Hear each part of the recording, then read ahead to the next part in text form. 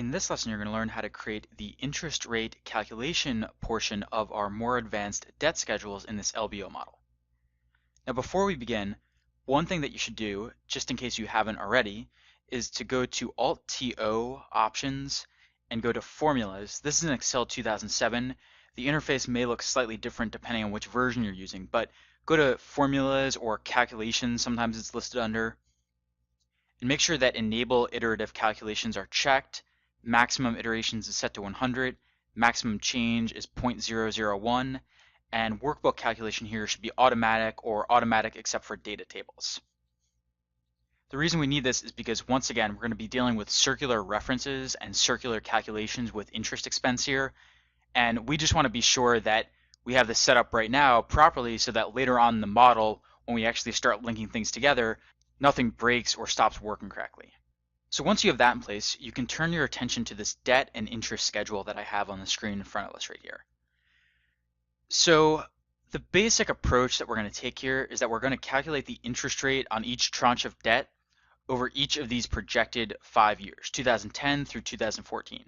So we're going to project the interest rates on each of these different types of debts, and then we're going to take the average balance for each different type of debt here, multiply it by the interest rate, and use that to calculate the interest paid for each tranche of debt, or in the case of cash, the interest earned on cash. So the starting point for all these assumptions is something called the LIBOR curve. Now, we went over LIBOR before in the debt assumptions video, but it just stands for the London Interbank Offered Rate, and it's the standard short-term borrowing rate that banks use. The problem is that LIBOR changes from year to year. And so when you have bank debt that uses a floating interest rate, as we have with the revolver, term loan A, and term loan B, you need to project what LIBOR is going to be in each year because the interest rates on these types of debt are going to be changing from year to year. Now, when you're actually working at a bank, you would go to the Bloomberg terminal and you would pull the LIBOR curve data from there. In this case, I have just created our own rough estimates here, corresponding to a rising interest rate through 2012 and then a falling one after that.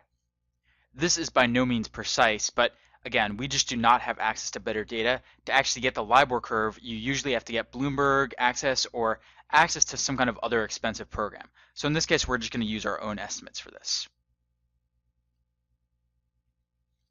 Now with that in place, the next thing is to begin calculating the interest rate for each type of debt over each year here. So the first thing I want to do is pull in all the information from our debt assumptions. So we're going to go all the way up to the top to our debt assumptions and start pulling in the interest rates for the revolver, term loan A, B, subordinated note, and the PIK loan. However, remember that we were using completely different units there. So what we want to do here is press F2 and then divide by LIBOR units. This is just 10,000, and it makes sure that we're working in percentages here rather than in LIBOR plus 250 or LIBOR plus 350, for example. Can actually copy this formula down for the other ones as well. And then for subordinate note, it is one row below the term loan B information above. So I'm just going to say equals F38. Go back and trace that, and that looks to be correct. And then we'll do the same thing for the PIK loan right here. So we have the interest rates for the floating rate loans here for the bank debt, and then the fixed interest rates for the high yield debt here. So to actually calculate these interest rates now, our approach will be to take the LIBOR curve number you see right here. I'm going to press F4 to anchor this once. This anchors the whole thing, but actually in this case we don't want to anchor the whole thing. We only want to anchor the row. So I'm going to press F4 again, and now we have the 222 portion anchored, so this will never shift around. We only want the column to shift around in this case. Then we're going to go over to the side and get the LIBOR number for the revolver from there. In this case, I'm going to press F4 once, twice, and then 3 times to make sure that the F part is anchored. So we want the column to stay the same for these calculations. So we have that. I'm going to just copy everything here all the way across. We see now that the interest rates are changing properly for the revolver, term loan A, and term loan B. They're rising through 2012 and then falling after that. And again, the reason this works is because of the way we've anchored it. We've made sure that for the LIBOR curve, the row is never shifting. We've made sure that for the different types of debt, the column is never shifting around. Now for the fixed interest rates, we're just going to take the same approach. We're going to go over here and we're going to anchor, in this case, the column so that never shifts, and just copy that all the way across.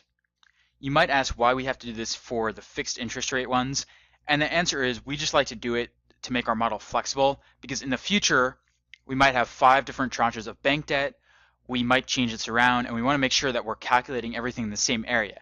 It's not absolutely necessary to do this, but we like to keep our model as consistent and as clean as possible. So that's why we're making it consistent with the calculations above for bank debt. So once we have that in place, we know the interest rate on each of these different tranches of debt each year. So now the next step is to calculate the actual cash interest expense, or in the case of the PIK loan, simply the interest expense each year. So to do this, our approach will be to take the average of the beginning and ending balances and then simply multiply it by the interest rate on the given schedule.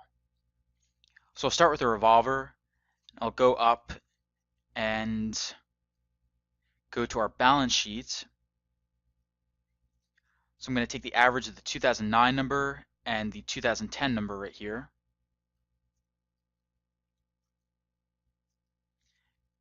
And I'll multiply by the revolver interest rate right here. Now for the other types of debt, we cannot just copy this down because the revolver is in a different location, if you remember. So for these, I'm going to go use the average function again, go up to the balance sheet, and take the average of 2009 and 2010 term loan A. Multiply this by the term loan A interest rate.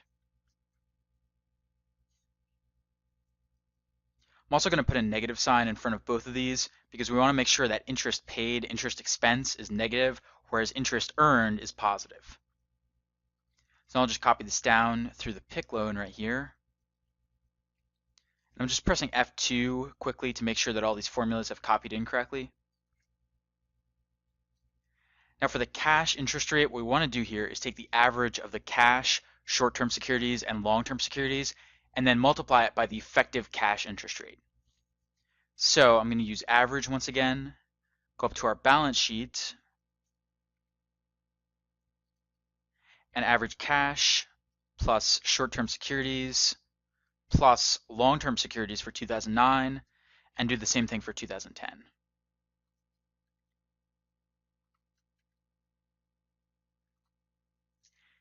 And then I'm going to multiply this by our effective cash interest rate all the way up on our operating assumptions right here. So the 1% for 2010 going to 3% in 2014. So we have all these numbers in place, and we can now calculate our net interest income or expense in 2010. Comes out to negative 7 billion, which is not unusual. For LBOs like this, typically you have a very large interest expense, especially in the first few years. This usually declines over time, assuming that you're using bank debt, because the principal of the bank debt goes down. Now in this case, we have an interesting scenario because we have our PIK loan here, and as we know, with paid-in-kind loans, the interest expense is actually going to be going up each year because the principal is going to be going up. So we'll have to look at this in more detail to see what happens, but our instinct would tell us that our interest expense here is probably going to go down year over year because the principals of our debt are going to be going down, at least for the bank debt. So now let's just copy this across.